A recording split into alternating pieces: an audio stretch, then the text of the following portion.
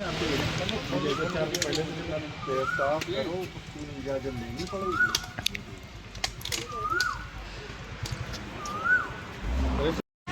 की घटना अर्चना पांडे जी को दिखाई नहीं दी।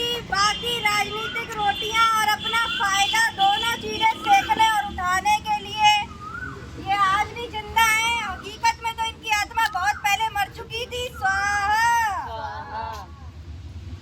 कानपुर में जब डॉली कुशवाहा की मृत्यु हुई तब इनके मुंह से एक शब्द भी नहीं निकला था, क्योंकि अभी जैसा कि बताया दोबारा से फिर से कहती हूँ कि इनकी आत्मा मर चुकी थी। स्वाहा।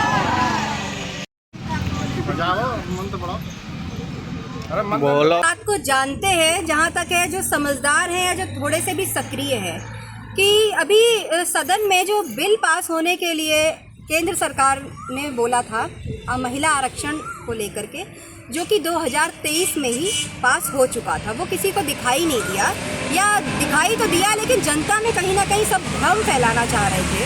और विपक्ष की ताकत थी, विपक्ष ने उस पर आवाज़ उठाई कि महिलाओं को अगर सच में आरक्षण देना है तो जो सीटें हैं उसी में से दिया जाए, और बिना परसीमन के और बिना जातीय जनगणना के आप दोबारा से इसे कैसे लागू कर सकते। आप संविधान को तोड़ने की बात कर रहे हैं। अगर संविधान को मानने वाले लोग होते तो संविधान के मुताबिक उसके नियमों का पालन करके तब संशोधन करते।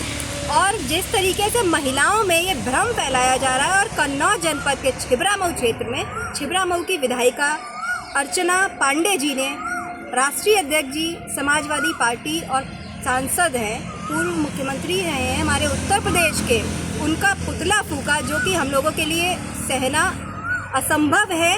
और उसका विरोध आखिर उन्होंने क्यों किया?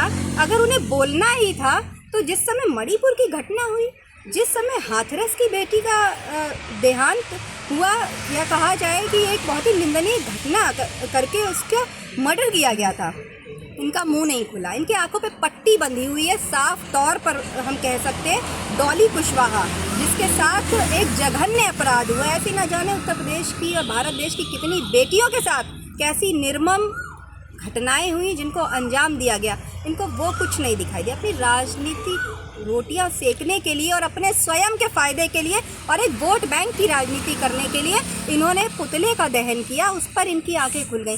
नारी अस्मिता की बात करने वाले लोग अगर ये है तो इनके मुंह से ये बातें अच्छी नहीं लगती। पहले ये इन मुद्दों पर बात करें, तब महिलाओं को उनका अधिकार मिलेगा। आज ये हवन है, हवन किया। ये हमारे छिबरामऊ की जो विधायिका है, कन्नौज जनपद की विधानसभा है, उनकी सद्बुद्धि दे ईश्वर उनको। ऐसा हम लोग बहुत पहले से कामना कर रहे थे, लेकिन वो संभव ही नहीं हो पाया। और आज हमने तो ये सोचा है कि जिस महिला की आत्मा ही मर गई होगी, कहीं ना कहीं सिर्फ शरीर जिंदा है, वो दिवंगत हो चुकी है अंदर से, इसीलिए आज हमने हवन करके उनका श्राद्ध कर दिया है कि अगर उन्हें जीवित रहना है सच में, तो महिलाओं के लिए कोई स्टैंड लेकर के दिखाना होगा, तब उनकी राजनीति। आँखों में आपने काली पट्टी भी लगाई है उनके उस पर, क्योंकि 2023 में जो बिल पास हुआ वो उनको दिखाई नहीं दिया।